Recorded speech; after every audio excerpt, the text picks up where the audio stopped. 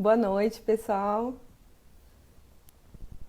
Estou aguardando aqui um pouco a doutora Arielle Sagrilo, que é a nossa entrevistada.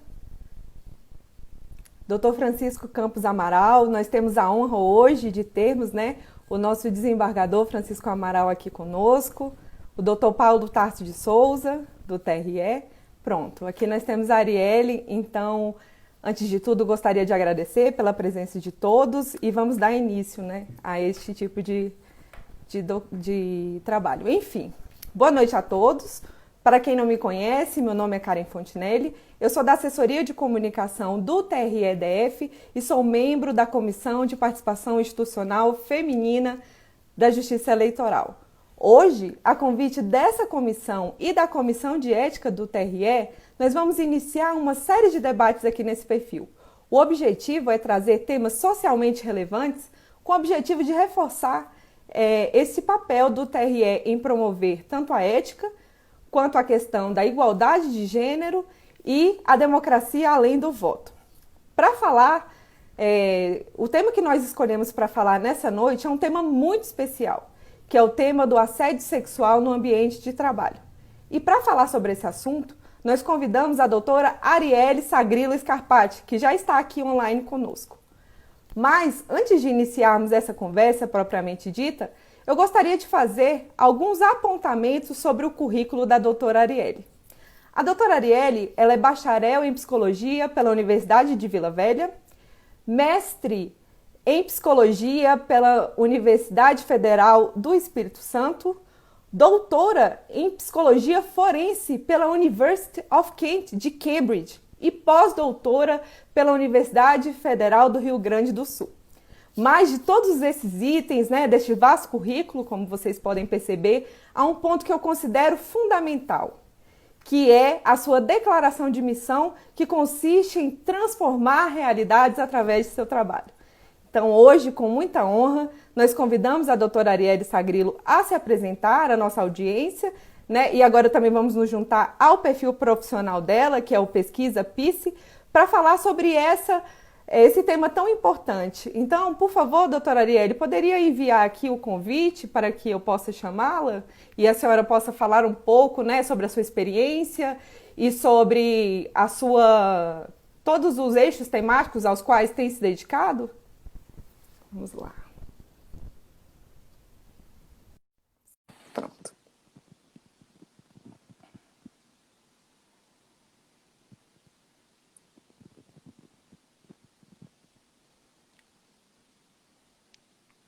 Olá. Boa noite, doutora.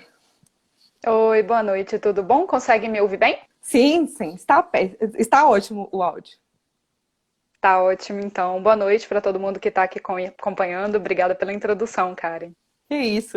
Eu que agradeço pela sua presença. Então, eu gostaria que você falasse um pouco, dos estudos aos quais você se dedica e o trabalho que tem realizado sobre esses temas atualmente. Tá, vamos lá então. Você fez uma introdução aí um pouco do meu currículo. Eu sou, então, como a Karen disse, psicóloga. Tem aí pelo menos 10 anos que eu estou nesse trabalho e focada principalmente no atendimento e no cuidado de mulheres em situação de violência, mulheres e meninas em situação de violência.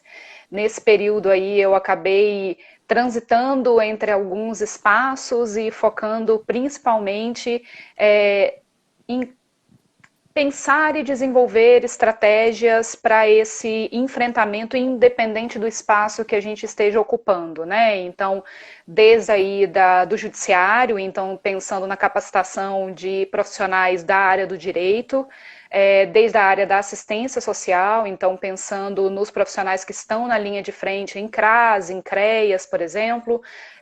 Cheguei a trabalhar com a Polícia Militar, Polícia Civil também pensando nessa lógica de capacitação para o enfrentamento da violência. E aí, mais recentemente, eu vim para São Paulo, eu sou capixaba, mas vim para São Paulo para trabalhar mais diretamente no contexto empresarial. E aí estou desenvolvendo junto com algumas instituições, então, desde o Fórum Brasileiro de Segurança Pública até a Marinha do Brasil, a Instituto Avon, enfim, alguns parceiros, a gente tem desenvolvido trabalhos para discussão de assédio, para discussão de violência, tanto no contexto empresarial, quanto pensando o que as empresas podem fazer no enfrentamento desses tipos de violência. Então, acho que tem alguma coisa que a gente consegue, que eu consiga contribuir para essa discussão, baseado tanto na parte de pesquisa, né, que, enfim, é a área que eu venho estudando há algum tempo, mas também em razão da prática profissional. Sim, com certeza. Doutora, infelizmente, né, esse tema se faz cada vez mais necessário dentro das instituições, mas antes que nós adentremos, né, nos aspectos da psicologia em si, eu acho que é importante nós fazermos uma diferenciação do aspecto jurídico. E aqui eu peço licença para falar de uma forma muito sintética, né, porque, afinal, eu falo do campo da comunicação e não do campo do direito, mas eu acho que quando a gente pensa em assédio sexual, nós temos que pensar em três instâncias que são totalmente independentes entre si, que são as instâncias administrativa, penal e civil. A instância administrativa é da ordem das organizações, né, das instituições. No âmbito penal, nós percebemos o seguinte, que conforme preconiza o artigo 216-A do Código Penal, o assédio sexual, ele consiste em constranger alguém com o intuito de obter vantagem ou favorecimento sexual, prevalecendo-se o agente da sua condição de superior hierárquico ou ascendência inerentes ao emprego, cargo ou função. Mas, embora essa seja a letra da lei, hoje já existe na jurisprudência muita discussão sobre a necessidade ou não da hierarquia, né? E aqui existem vários julgados, enfim.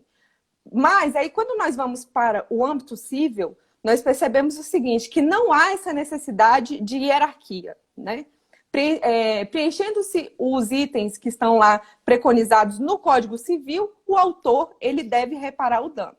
Mas, como eu disse já inicialmente, esse não é o foco da discussão, mas é um ponto de partida. Porque nós temos que pensar aqui, o nosso objetivo hoje é pensar o assédio sexual, ele no âmbito, no sentido lato sensu, né? Num sentido mais amplo. Então, eu queria que você trouxesse para a nossa audiência o que a psicologia forense tem falado sobre esse assunto.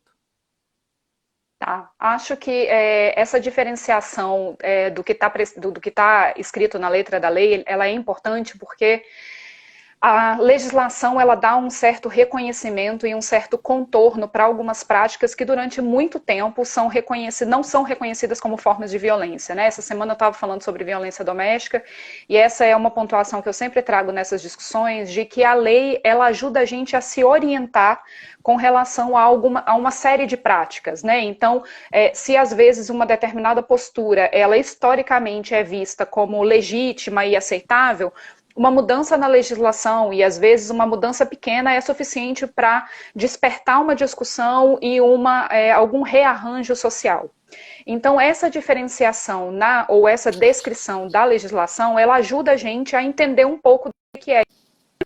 Fala de uma certa hierarquia, fala de uma desigualdade de poderes, e aí é algo que não necessariamente está escrito na lei, mas que a gente da psicologia forense se vale para poder fazer essa discussão.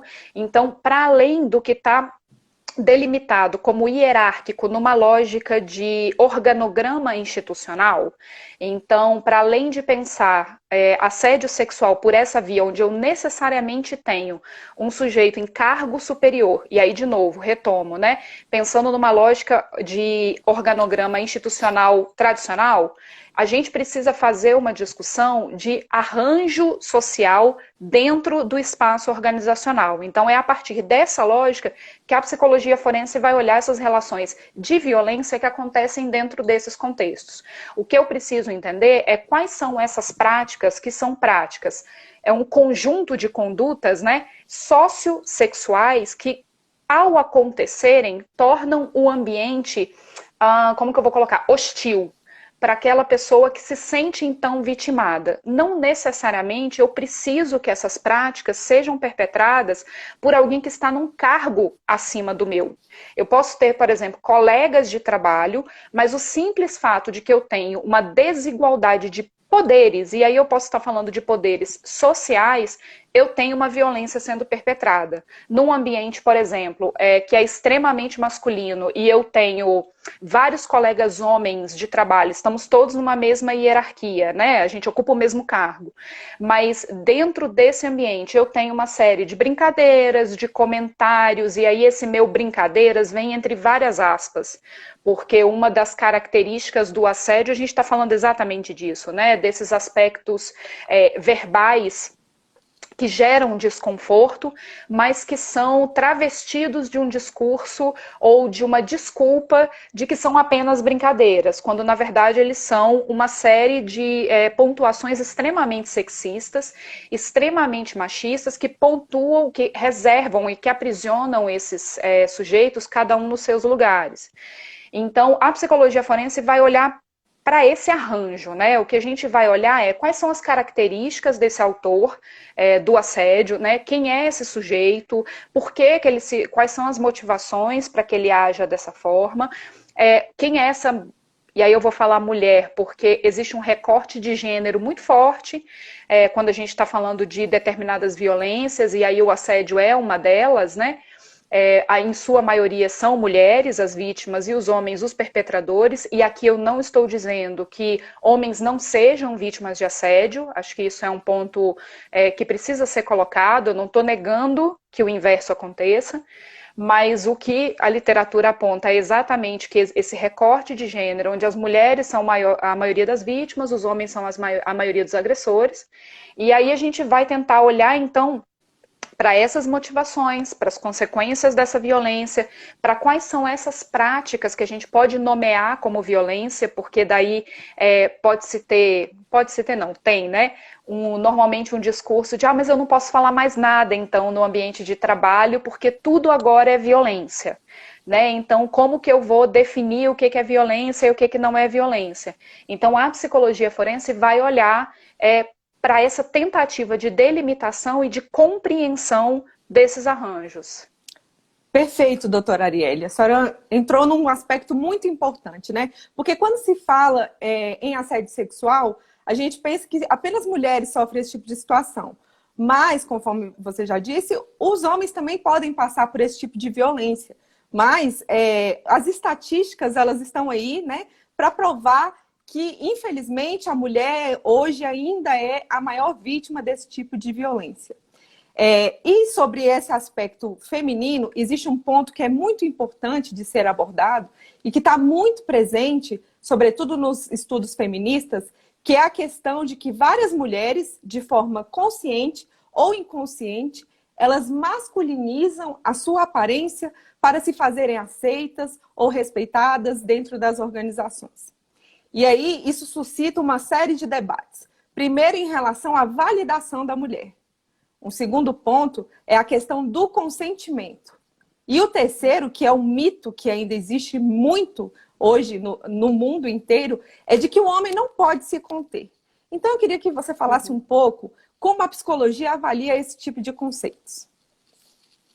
Tá, é interessante isso, assim, né, porque algumas pessoas têm, quando a gente fala assim, essas mulheres assumem uma postura masculina, a gente precisa ter um cuidado quando a gente fala, quando a gente traz essa expressão, quando a gente fala sobre isso, porque o objetivo não é aqui dizer que essas mulheres devem adotar posturas masculinas, até porque a gente entra num questionamento do que são posturas masculinas, sim. Mas para responder a isso, eu vou dar um passo para trás, que é pensar o seguinte. A gente historicamente, a gente aprende a se comportar de determinadas maneiras pelo simples fato de que a gente nasce mulher ou porque a gente nasce homem. Né? Então, assim, eu sempre falo que antes mesmo da gente nascer, já estão ensinando pra gente o que a gente tem que gostar, o que a gente não tem que gostar. A mulher fica grávida, a primeira pergunta que fazem é menino ou menina? Porque daí eu já sei se eu vou mandar pro futebol, se eu vou mandar pro balé, se eu vou pintar o quarto de rosa, se eu vou pintar de azul. Então a gente vai ao longo do tempo associando uma série de características às mulheres e uma série de características aos homens. As mulheres, por exemplo, a gente associa características como delicadeza, feminilidade, emoção, né? Mulheres são mais emotivas, são menos racionais. E aos homens a gente vai associando ideias de força, de coragem, de racionalidade. A gente acha que homens são mais objetivos. Isso na hora que a gente, né, isso a gente vai sendo exposto ao longo da vida. Quando a gente vai para o ambiente de trabalho, essas expectativas de como a gente deve se comportar, elas comparecem ali também. Né? Então, a gente acaba vendo, por exemplo, num ambiente de engenharia, num ambiente da área de exatas, ou dentro de polícias, né, civis e militares, a gente vê um contingente de homens muito maior do que um contingente de mulheres. Porque ao longo do tempo, a gente vai encaminhando esses meninos e meninas para uma série de áreas da vida, do mesmo jeito que a gente vê nos cursos de cuidado, enfermagem, psicologia, pedagogia, a gente vê, em sua maioria, mulheres, porque a gente acha que naturalmente elas são mais propensas a esse tipo de carreira. Então, quando eu tenho um homem no ambiente que é tradicionalmente feminino, entre muitas aspas, ou uma mulher num ambiente que é tradicionalmente masculino, também entre muitas aspas, o que a gente observa é que essas pessoas tendem a adotar os comportamentos daquele lugar quase que numa tentativa de sobrevivência. Então, puxando aí na tua pergunta de por que algumas mulheres acabam adotando comportamentos mais masculinos, é porque existe uma expectativa de que ela, por estar naquele lugar e exercer aquela função, ou esperar-se que ela exerça aquela função, ela precisa apresentar uma série de características que são tradicionalmente vistas como masculinas. Então, para ser um bom líder, por exemplo, durante muito tempo se acreditou que a pessoa precisa ser racional, precisa ser fria, precisa ter voz de comando, não pode ser uma pessoa muito delicada, muito carinhosa, muito amorosa, ou seja, características do universo masculino. Então, quando eu tenho uma chefia que é muito delicada, que é emotiva, que prioriza a família, que quer os filhos, que vai para o trabalho com uma roupa muito delicada, que gosta de maquiagem, é como se automaticamente essa mulher se tornasse incompetente. Quando uma coisa não tem absolutamente nada a ver com a outra. E aí, na tentativa, então, de demonstrar competência e de ser respeitada pelos seus pares, respeitada e aceita, porque daí somos seres sociais, a gente precisa ser aceito e a gente precisa do contato com o outro, muitas mulheres acabam adotando essas posturas mais rígidas, menos emotivas, menos delicadas, de menos contato, justamente para conseguir se tornar parte desse grupo. Isso é muito comum, isso é uma coisa que eu observei, que a gente observa muito, por exemplo, dentro das polícias, né? Eu trabalho com polícia civil e militar e eu estava na Bahia no ano passado numa capacitação de líderes das polícias e fazendo um trabalho de autocuidado com eles, era muito interessante observar as falas das mulheres policiais dizendo: ah, não, porque se eu não agir feito macho, os caras não me respeitam. E os homens dizendo do processo de adoecimento deles na polícia porque eles não podem falar que estão cansados, falar que estão sofrendo, porque senão eles vão ser vistos como muito delicados e não serão respeitados. Então tem todo um arranjo aí dessas dinâmicas de relação que fazem com que para sobreviver nesses espaços, para serem respeitadas, para não serem assediadas, muitas mulheres acabem adotando ou com plena consciência, ou mesmo sem perceber, esse tipo de comportamento. A gente vê muito em contexto empresarial, assim, uma mesma postura sendo avaliada de maneira completamente diferente quando ela é mostrada, por exemplo, quando ela é exercida por um homem ou por uma mulher. Um homem firme, normalmente ele é visto como assertivo, um líder, por exemplo. Ah, ele é um homem decidido, ele sabe o que ele quer, ele é assertivo. Uma mulher que fale mais alto, que se posicione, é normalmente vista como grossa. Né? Então ela é grossa, ela é histérica, ela deve estar na TPM, então ela não consegue ser vista ou ser lida naquele lugar como uma mulher simplesmente que sabe o que quer, que não aceita invasão do seu espaço, por exemplo. Então a gente acaba observando essas diferenças assim na adoção da postura, né? Sim, e é importante você falar sobre isso, porque isso me lembra a frase mais clássica, né, de Simone de Beauvoir, que é: ninguém nasce mulher, se torna mulher, né? É um processo, é socialmente construído. E aqui também eu acho que é interessante a gente fazer uma diferenciação que muitas vezes as pessoas não têm, que é a diferença entre o feminismo e o femismo. O feminismo seria essa luta por essa isonomia, E o feminismo seria o contrário do machismo, que seria, né, uma questão de fazer com que a mulher seja superior. E não é isso que se busca, na verdade. E foi muito bom Uhum. que você trouxe, até temos aqui uma policial, a Amanda, que ela está online, e ela falou que o machismo está muito presente. Assim, eu vou avançar aqui nas perguntas, mas eu depois gostaria que você falasse um pouco mais também sobre esse seu trabalho na polícia, que eu acho excepcional, porque ele realmente ele tende a transformar as instituições, né, e transformar a mentalidade das pessoas. Mas seguindo aqui o nosso roteiro, eu queria dizer o seguinte: um psicanalista disse em uma entrevista que há dois tipos de assédio: o assédio deliberado, controlado, e o incontrolável. Existe, doutora, de fato, essa dualidade entre a perversidade e a patologia? Eu vou arrumar briga com um psicanalista, né, falando o que eu vou falar, porque eu gosto muito de psicanálise, já li muito, mas eu trabalho por uma outra perspectiva. E aí, se tiver algum colega psicanalista assistindo, depois a gente continua essa conversa aqui nos comentários.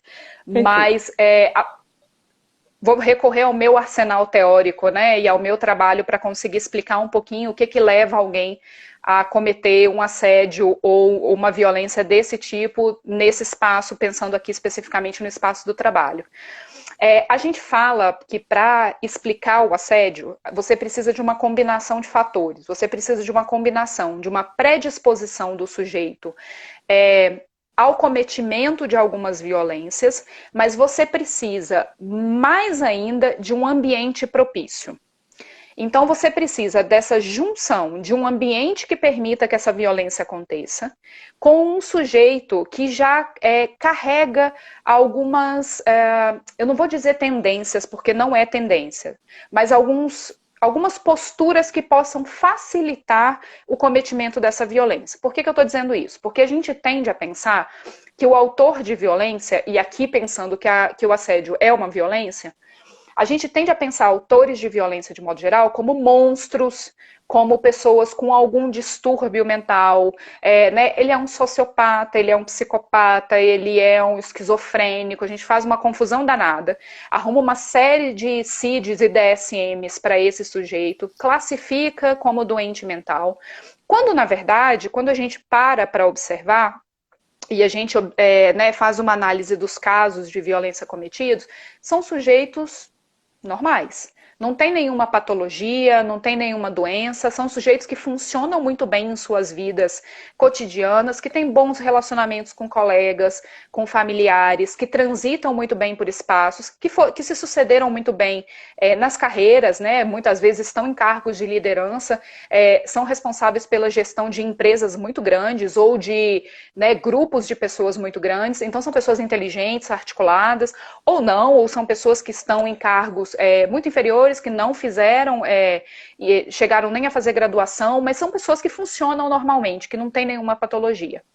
Mas aí o que a gente observa é que, ao longo da vida, essas pessoas acabaram sendo expostas a uma série de mensagens sociais que deram a elas legitimidade para perpetrar determinados atos. Nossa. Então a gente vai pensando na construção de uma narrativa que dá para esse sujeito a capacidade de agir de tal forma que ele sequer reconheça que o que ele está fazendo é uma forma de violência. Se ele não reconhece o que ele está fazendo como uma forma de violência, ele não consegue se colocar nesse lugar de um agressor. Se ele não se coloca no lugar de um agressor, não tem um sofrimento moral envolvido. Eu não vou para casa pensar sobre o que eu estou fazendo ou como me curar do que eu estou fazendo, porque afinal de contas é só uma brincadeira. É ela que é muito sensível, né? Então a gente vai dando, tem um autor que eu sempre cito quando eu estou falando de violência, que é o Bandura, ele fala de desengajamento moral, né? E aí o Bandura fala uma coisa que eu sempre repito, que é assim: a gente só comete um ato imoral tendo antes justificado para nós mesmos a moralidade desse ato. Então, antes de cometer um ato imoral, sabendo que o assédio é um ato imoral por ser uma violência, porque viola o espaço do outro, eu preciso antes justificar para mim mesmo que o que eu estou fazendo é absolutamente aceitável.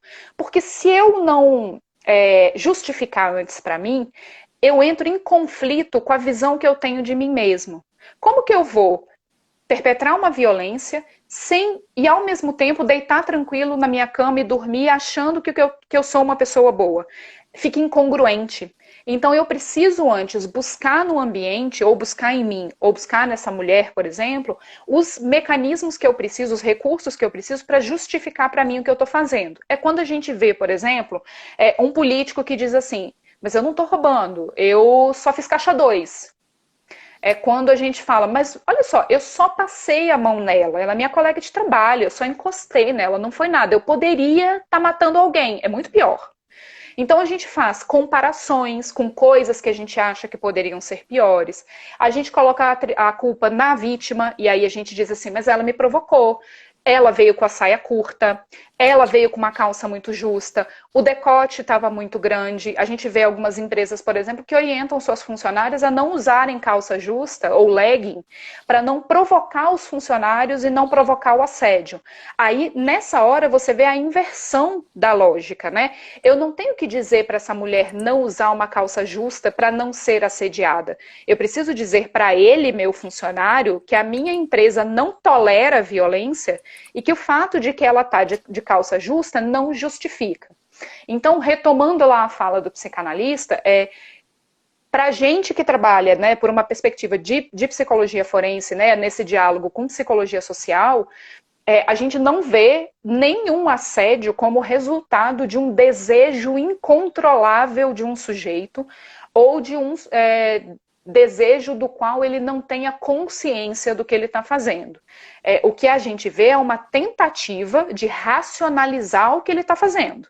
Então ele tenta justificar para si mesmo, justificar para os seus companheiros, né, justificar para essa mulher o que ele fez, mas não há um descontrole, mesmo quando a gente está falando de um distúrbio do tipo, ele é ninfomaníaco.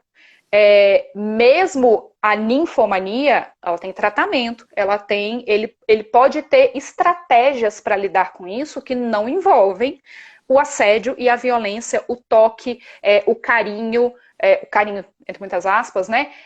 A piada sexista, o envio de uma foto, o envio de um vídeo pornográfico, ou uma chantagem de você só vai ser promovida se você dormir comigo, ou se você sentar aqui comigo mais perto, ou a sua promoção depende do seu comportamento nessa reunião. Absolutamente nada disso tem a ver com um descontrole emocional desse sujeito. Então, assim, uma coisa é completamente diferente da outra. Não, perfeito, porque como nós dissemos, né? O que está no âmbito da patologia, ele deve ser resolvido no âmbito da patologia. Só que aqui a Cristina falou uma coisa muito importante também, que é a questão do clima organizacional, né? Muitas vezes existe a leniência dos colegas, dos superiores, né? Um corporativismo muitas vezes. E como você já disse, né, muitas vezes aqui, de uma forma muito interessante, que é a questão de acharmos que é pouca coisa ou que é apenas uma brincadeira, sendo que, na verdade, isso traz, né, uma série de consequências para o indivíduo. E falando sobre essas consequências, eu queria que você falasse um pouco sobre, né, quais são os efeitos nas pessoas que sofrem o assédio sexual. Tá, eu vou falar sobre as consequências, mas eu só vou retomar uma coisa que você disse sobre o documentário do ambiente, porque assim, existe esse conjunto de fatores da cultura, da sociedade, da mídia, que dão esses recursos para esses sujeitos, mas, de fato, o clima organizacional, e aí, independente de que organização a gente esteja falando, se eu estou falando do judiciário, se eu estou falando de uma empresa, se eu estou falando da polícia, se eu estou falando da Marinha, eu fiz um trabalho com a Marinha de capacitação justamente para discutir, porque eles estavam abrindo pela primeira vez concurso para mulheres ocuparem determinados cargos, e eles estavam preocupadíssimos com isso. O que eu vou fazer com a entrada de 20 mulheres num contingente de 300 homens que vão e ficam 3 meses num navio? Como que a gente vai receber essas mulheres? para que a violência não aconteça aqui dentro, né? Então, a gente precisa pensar nesse lugar, nesse clima de organização, porque faz toda a diferença. Eu tenho permissão para que essa violência aconteça? Eu tenho normas claras que definem o que pode e o que não pode? Quais são as consequências se as coisas forem violadas? Qual é a posição da liderança? A liderança em qualquer ambiente, ela é um modelo. Ela é um modelo e o seu comportamento dita muito das regras daquele ambiente. Então, se é uma liderança que também é violenta, fica muito mais difícil eu convencer o meu funcionário de cargo mais baixo de que a violência não é aceitável, se eu, em posição de liderança, acabo perpetrando essas violências. Então, eu tenho um ambiente que é diverso, eu tenho um ambiente que é só masculino, ou eu tenho mulheres. Que cargos ocupam essas mulheres? Elas estão em posição de liderança também?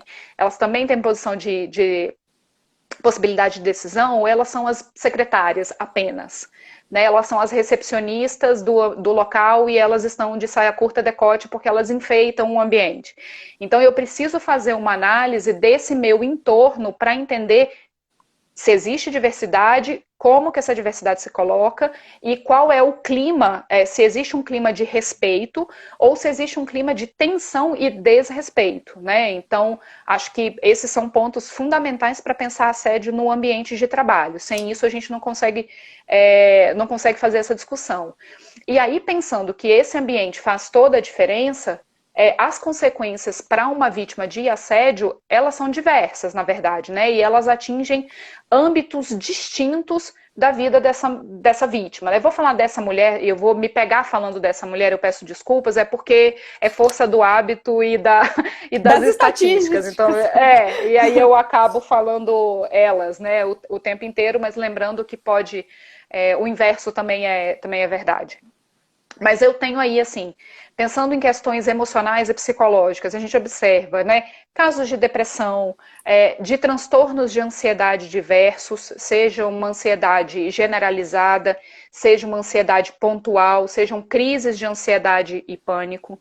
A gente observa uma redução dos níveis de autoconfiança dessa mulher, autoconfiança, autoestima abalada, possibilidade, né, não raramente, de depressão, e aí com depressões nas suas mais diversas manifestações. A gente tende a pensar depressão como aquela pessoa que fica jogada na cama sem conseguir se mexer. A depressão é isso também, mas não é só isso, né? A ansiedade, como eu disse. A gente observa uma redução, um prejuízo, vamos dizer assim, nos relacionamentos. Então, sejam relacionamentos dentro do ambiente de trabalho, quanto fora do ambiente de trabalho, né, um relacionamento que fica confuso, que fica mais sensível com os colegas, porque, enfim, nesse contingente de colegas eu posso ter desde o meu agressor até aqueles que não me credibilizaram, não me deram credibilidade no relato, não me apoiaram, porque, afinal de contas, muitas das mulheres sequer denunciam justamente porque têm medo de serem descredibilizadas, têm medo de perderem o emprego, de serem punidas de alguma forma. Essa é, na verdade, uma outra consequência. A gente observa aí uma queda na produtividade de trabalho dela, um aumento nos adoecimentos físicos, porque a gente tende a pensar que o adoecimento mental e físico são duas coisas separadas, quando a gente sabe que não são, né, ou quando a gente deveria saber, né, que não são coisas separadas. Então, aquela dor de cabeça persistente, aquela dor no corpo persistente, aquela dor de estômago que não vai embora, né, aquela enxaqueca que não me deixa levantar da cama, aquela dor no pescoço, aquela tensão muscular, a fibromialgia que de repente aparece. Então, são diversos adoecimentos, é a pele que começa a ficar ruim de repente, o cabelo que começa a cair, o sono que fica perturbado. Então, o corpo vai dando sinais de que o estresse está ali, de que o desconforto está ali. Algumas mulheres chegam a manifestar síndrome de estresse pós-traumático, que é um conjunto de sintomas graves que a gente, quando fala de transtorno de estresse pós-traumático, a gente pensa em quem foi para a guerra, né? Tipo assim, foi para a guerra e aí volta, tem transtorno de estresse pós-traumático, ou passou por uma queda de avião, alguma coisa desse tipo. Não precisa de tanto, assim, né? Não precisa cair ou ir para a guerra para poder ter transtorno de estresse pós-traumático. Na verdade, esse ambiente estressor, essa exposição contínua à violência, porque a gente precisa ter isso em mente também, quando a gente está falando de um assédio no ambiente de trabalho, normalmente a gente está falando de um assédio que não acontece uma única vez e que não acontece de uma única forma. A gente está falando de uma exposição continuada, de uma exposição que vai ganhando aos poucos novos contornos. Então, se antes era só uma brincadeira ou só um olhar que te deixava desconfortável, num segundo momento pode ser um bilhete, pode ser um e-mail, pode ser uma ligação, pode ser, né, tem uma série aí de desdobramentos possíveis e de estratégias que esse autor pode adotar para poder assediar essa mulher. A gente tem casos, por exemplo, onde o assediador persegue, né, essa mulher fora do ambiente de trabalho, né? E aí, então, a violência não fica restrita só àquele espaço. Então, dá para imaginar a quantidade de consequências que isso traz. Abuso de substâncias, então, seja o álcool, seja outras drogas para conseguir lidar com esse adoecimento. Sejam remédios, medicação para dormir, para ficar menos ansiosa, para ficar, né, para contornar a depressão. E aí, tudo isso tem um impacto na maneira como essa mulher performa no trabalho. Porque não dá para performar no trabalho se eu estou adoecido, seja físico ou seja mentalmente. Então, o assédio acaba impedindo mulheres de progredirem nas suas carreiras. Por quê? Porque eu tenho um comprometimento da performance dessa mulher nesse lugar, do exercício pleno das suas funções, e aí se eu tenho uma mulher que tem medo, que tem receio, que é violentada, que está adoecida porque o seu ambiente de trabalho é um ambiente violento, eu não tenho como pensar numa mulher que vai entregar o seu melhor trabalho. Então, no fim das contas, eu estou falando de prejuízo para a empresa também, né? E aí, assim, esse é um trabalho que a gente faz nas empresas também, porque é muito difícil, às vezes, sensibilizar gestores da importância dessas discussões sem que a gente mostre que vai doer no bolso também. Então, assim, vai doer no bolso o seu funcionário que está adoecido, que está afastado, porque o ambiente é violento, vai doer ainda mais se a gente tiver um processo, porque está passível de processo, se essa mulher tiver condições de reunir forças para provar. E aí falo reunir forças porque é um processo muito cruel, de modo geral, com essas mulheres, com essas vítimas, né? É muito difícil provar o assédio, a não ser que você, enfim, se organize para conseguir reunir essas provas e tenha testemunhas. Não quero aqui desencorajar ninguém a fazer isso, mas acho que é meu dever também ser honesta e dizer que cerque-se de bons profissionais e de uma rede de apoio para conseguir fazer essa denúncia, porque senão, no processo, essas mulheres podem acabar sendo revitimizadas, saem das empresas por demissão, com uma justificativa absurda, e aí a gente tem um comprometimento ainda maior dessa carreira e dessa possibilidade de crescimento profissional, porque ela sofre alguma forma de retaliação. Sim. E é essencial o que você trouxe, porque aqui eu vi algumas pessoas falando, né, da necessidade de termos regras mais rígidas, mas muitas vezes a regra não vai adiantar se não houver, como você disse, a rede de apoio, né, e a segurança da mulher de poder, e do homem de poder fazer esse tipo de denúncia. E aí a gente também tem que pensar em duas situações e que eu tenho certeza que você vai me entender melhor.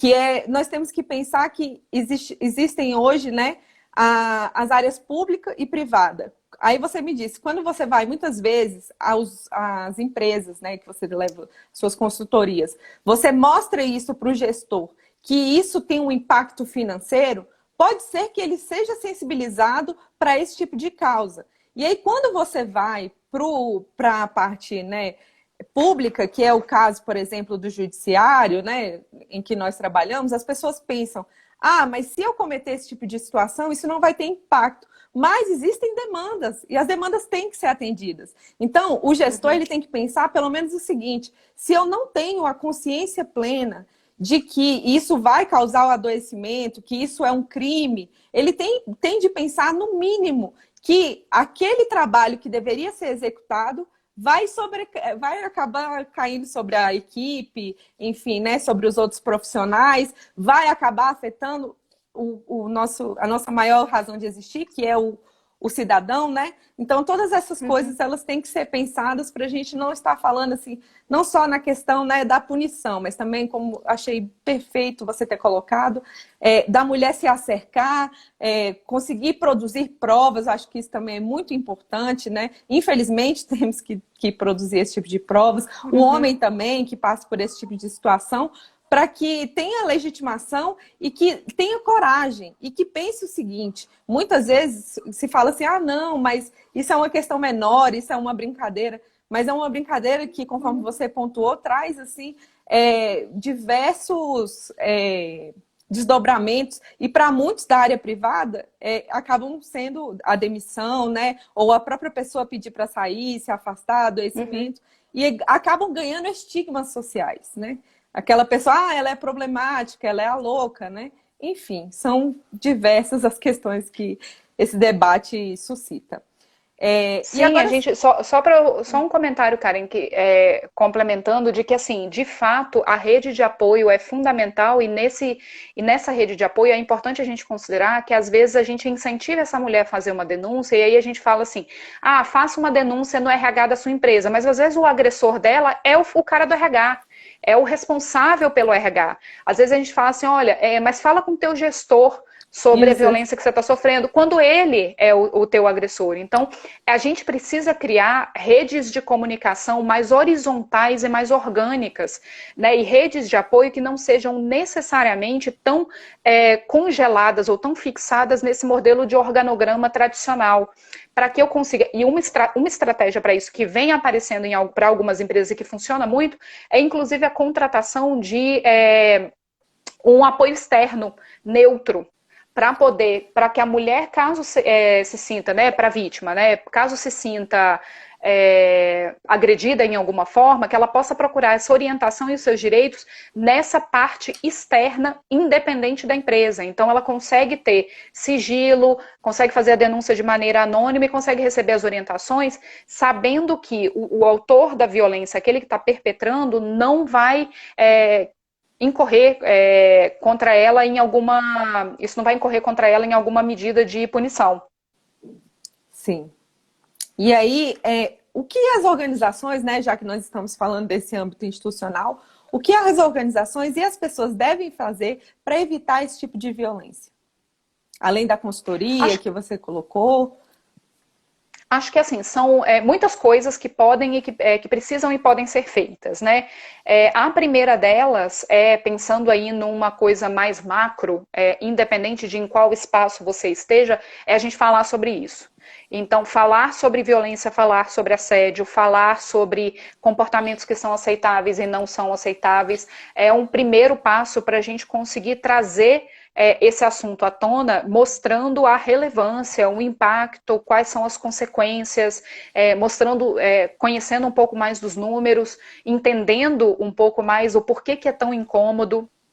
Acho que uma segunda coisa que dá para a gente fazer também, quase como uma consequência disso, é ouvir com um pouco mais de empatia e acolhimento essas denúncias quando elas são feitas, né? Então, não descredibilizar o relato de uma vítima. De modo geral, quando uma vítima vem a público, e aí quando eu digo a público, eu não estou falando necessariamente mídia, mas quando ela torna público um sofrimento, a gente tende a procurar nela as razões para aquilo estar acontecendo. Então, é vingança, ela está interessada em alguma coisa, ela está inventando, né? Ela está se sentindo preterida por algum motivo.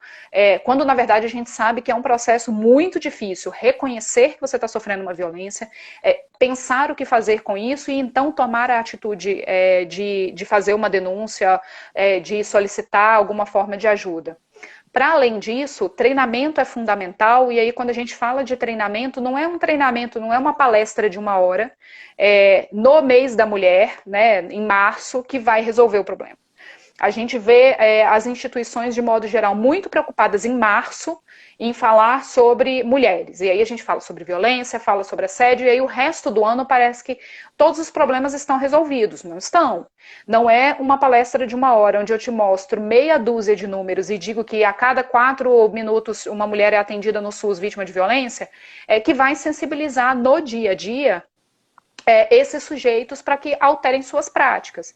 Então a gente precisa de capacitação constante, de treinamento, principalmente treinamento de líderes e gestores, porque são os líderes e gestores que dão o tom para como esses grupos funcionam.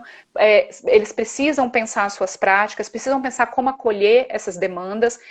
Eu sempre digo que não é função do gestor virar o terapeuta dessa mulher, nem desse homem que seja vítima de violência. Para isso estou aqui, né? Meus colegas estão aqui, a gente tem uma série de profissionais qualificados para fazer isso, mas você, enquanto gestor, ou até mesmo como colega de trabalho, precisa ser capaz de reconhecer que tem alguma coisa errada e de saber qual encaminhamento dar, né? Precisa ser capaz de ouvir sem julgar, sem fazer alguma pergunta do tipo, mas o que você fez para provocar isso?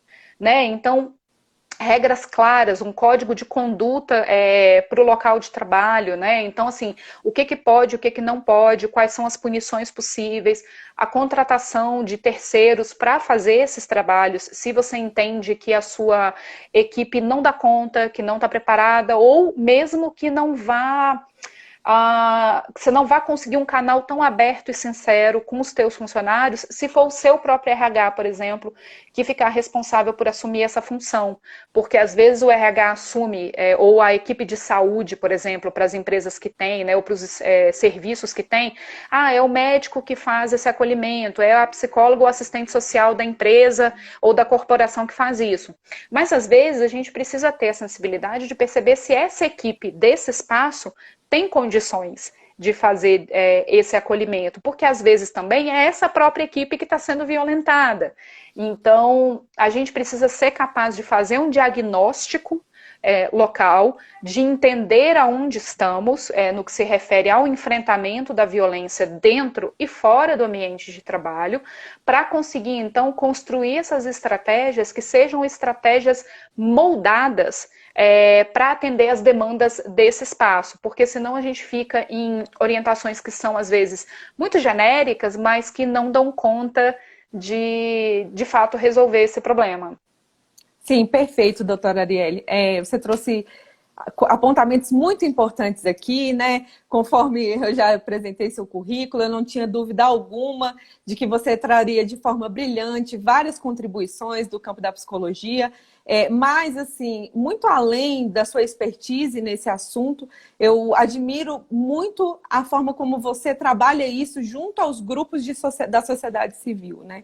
E agora, nesses seus trabalhos também, juntando a sua pesquisa, né, ao desenvolvimento de ações dentro dessas organizações, eu tenho certeza que você estará cumprindo com essa missão que você disse que é tão linda, que é de transformar vidas através do seu trabalho.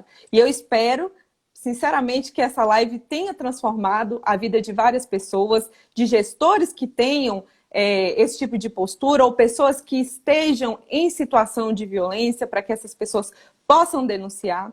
Infelizmente, eu dei uma olhada aqui, tem vários elogios, existem algumas perguntas, assim, algumas questões, mas infelizmente a gente está, né, já se encaminhando para o fim, que é o tempo que é estabelecido pelo Instagram, né, que nós só temos 1 hora para falarmos. Então, eu gostaria de agradecer imensamente pela sua participação aqui. Acho que isso abre uma série de debates e aqui fica o meu convite para que vocês também conheçam o perfil da Arielle, que é o Pesquisa Psi _, e lá ela faz várias entrevistas com pessoas de várias áreas e trazendo, né, sempre essas questões muito importantes, né, muito relevantes. Então, doutora Arielle, foi uma honra imensa recebê-la aqui. Eu gostaria de agradecer de coração e passar a palavra, claro, caso queira fazer algum agradecimento ou algum apontamento final. Claro, eu quero agradecer de novo ao convite, agradecer a generosidade em cada uma das suas palavras, foi um prazer estar aqui conversando sobre isso. Quero agradecer a quem ficou aqui com a gente durante todo o tempo, dizer que eu estou aberta né, para continuar essa conversa, então quem tiver qualquer dúvida pode pular lá, me mandar uma mensagem inbox ou me mandar um e-mail que a gente continua essa conversa também, tem o meu endereço de e-mail no meu perfil.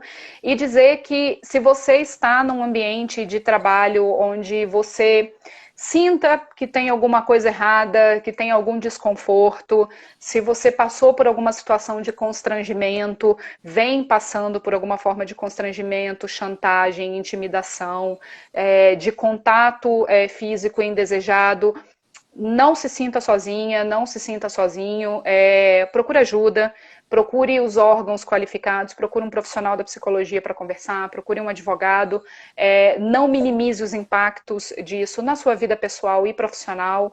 A gente precisa falar de violência, a gente precisa, mais do que falar, a gente precisa tomar ações concretas para, de fato, enfrentar esse problema, tirar esse véu de vergonha que cobre de modo geral, as vítimas. A culpa nunca é da vítima, então a gente precisa reforçar isso quantas vezes for necessário para conseguir, de fato, promover alguma forma de mudança. Mas acho que é isso, Karen. Muito, muito obrigada. Eu também agradeço imensamente. Queria agradecer especialmente à Comissão, né, de Participação Institucional Feminina e à Comissão de Ética, que confiaram no meu trabalho para conduzir essas lives. Em especial à presidente da comissão que está aqui online, a Adriana. Muito obrigada mesmo por confiar no meu trabalho. E respondendo à pergunta que vocês fizeram, que eu achei ótima, que acho que valida, Arielle, o nível da sua contribuição, é a pergunta se essa live vai ficar salva. Nós informamos que ela vai ficar salva, sim, aqui no nosso perfil, no IGTV. Além disso, ela será disponibilizada no site do TRE-DF, que é o www.tre-df.gov.br. Ele vai estar no espaço destinado à comissão, que fica no espaço da transparência, mais especificamente em gestão e governança. Mas, para facilitar o trabalho de vocês, nós vamos disponibilizar amanhã uma matéria falando sobre todos, né, os principais pontos que foram abordados aqui e disponibilizando esse link para que vocês tenham acesso direto.